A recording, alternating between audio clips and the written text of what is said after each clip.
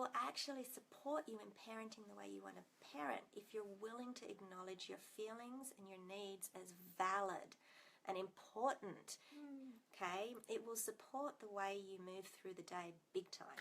Yeah, and the thing is, they will continue to be there. Like, when you're losing it and you're unconsciously reacting and you're yelling at your children, it is the feelings and the needs that are running the show and that are speaking. But they're speaking from a place of, I'm not being listened to, like, by you, and by anybody else. And they're just like, Yep. they're running rampant. But and often, especially even more so when you're like not in a place of congruency and you're kind of like, oh, I'm being a bad mum, and I'm yelling, and I'm not acknowledging my needs, and it's all kind of going haywire. But when you acknowledge your feelings and acknowledge your needs as important, as valid, as a very integral aspect of the whole relational dynamic that's going on, It's there. then they're still there, but they're coming through you in a powerful and clear and self-loving and also compassionate way with your child. They're coming through in a clean way. Yeah. Because they'll come through anyway. They will. They will come through. You will bring your stuff into the situation, whether you want to acknowledge it or not, whether you try not to or not. You've probably all experienced this. I'm not saying anything shattering here. Okay, so you also want to stop yelling. Kaya touched on this, is often because we're not feeling congruent in ourselves. There's all sorts of stuff going on. Again, that congruency is created by getting clear on your self-connection first. And that doesn't actually have to take a lot of time. You can do this in just a couple moments. Just tune in. What am I feeling and what am I needing? And this is actually the core practice that we would really invite you to look at if you're struggling with your yelling. First of all, go within. What am I feeling and what am I needing? And if you can't totally articulate what you're feeling, like there's not quite words for it, that's okay. Just feel it for a moment and acknowledge it. Right, okay, this is what I'm feeling. Then from there, what am I really needing here? What is my need that's driving my behavior right now? And so do that internal piece. That will set you up congruently. That will help you anchor and ground and come into your power. And you use that same question, what am I feeling and what am I needing, as your relational tool outwards as well. So your children can receive that when you speak from the I and you use that sentence, I'm feeling really frustrated and I'm needing to feel heard right now. It's like just one example off the top of my head. There could be millions that you could say. Yeah. I'm feeling and I'm needing. And go, no. It's really empowering to, with the needs, to come back to the needs that are like internal, that are within you. So if when you kind of tune in, you're like, oh, I'm feeling pissed off because I need them to shut up. then that's not the best thing to share. And it's also not really an empowered need that's within you. It's more you wanting to control the environment around you. But underneath it, there is a valid need. So just asking yourself, like, when they do shut up, what does that give me? And just keep tuning in, like, what does that give me, until you get to a need that is a need within you, a need that is yours, that you have control over, and that you can ask someone in a way that doesn't have them bring their defences up. And yeah, you don't want to put anyone into defence because you're not going to get the solution you want from that space. Yeah. So with Kaya's example, I really need them to shut up. What do you need under that? Do you need space? Do you need cooperation? Do you... Respect? Yeah. Gentleness? Okay. Share that. Our children are, even our young children, like 3, I don't know, younger than that? I don't know, certainly 3.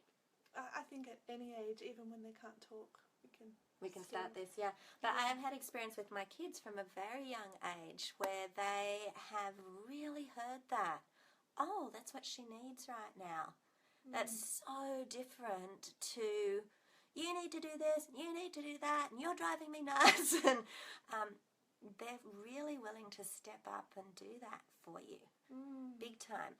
So you really are in a position there where your children get to embody and live empathy, and they get to see what emotional intelligence looks like. Oh, look, wow, this is how it's done. This is what I'm feeling, and this is what I'm needing. And it won't be too long, like, into their lives before they start to adopt that. You know, my youngest, probably even from 6 or 7, would start to say, I'm feeling really frustrated and I need this to blah, blah, blah, you know, whatever. But he would start using that terminology. So it's multi-purpose, relationally outwards. But all of these tools are awesome ways to start reworking the way you're handling losing your cool. Not beating yourself up, not blaming and guilting on yourself. Look at what's going on underneath within you. Come back within, because that is where all your power lies, and that is where all the answers are too. And that is where, because when you're yelling, there's a part of you that is screaming to be heard and to get a voice and to have needs met.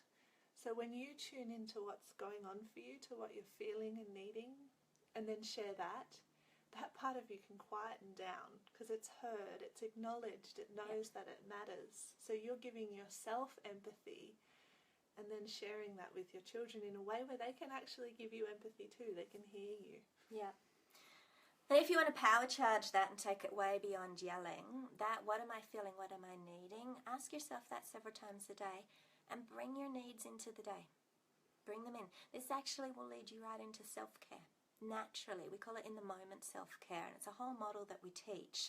I don't digress, but like, ask yourself more often and bring your needs into the day. They weren't always there. Often they're small. They're so small. And so often just acknowledging them is 90% of it. That's true. That's true. We've done this with women who've just had their 2nd or 3rd baby, and they're like, oh, I don't know how I'm going to get any self-care in. That question is so powerful for them. And often they say, it was amazing. What I needed was a drink of water, or I needed to go and sit in the sun, or I needed to put on music that I actually like listening to and turn off Sesame Street, or whatever it was. They're things that you can actually achieve. And you're sending yourself a really strong message. And that's probably a proactive way to also chill out on the losing your cool. Oh, it so is. The first time I had this profound experience with that, when I really decided a fair few years ago that I would put a timer on my phone for every single hour, or I'd have an alarm go off, and every time it went off, I would ask myself, I'd stop, breathe, ask myself, what am I feeling? And given that, what am I needing? And it was a day with my children at home.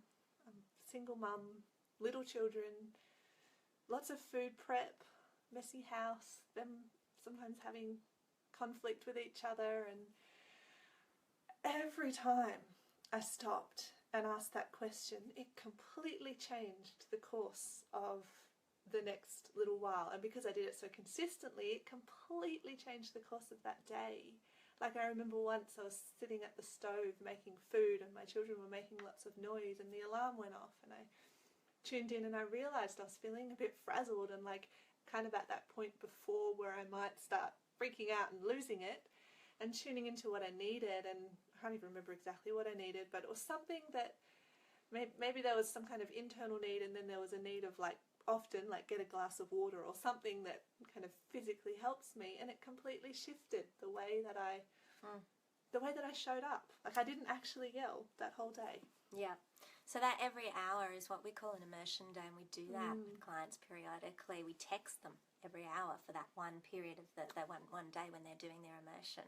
And it's always an amazing experience, isn't it? They're like, oh my God.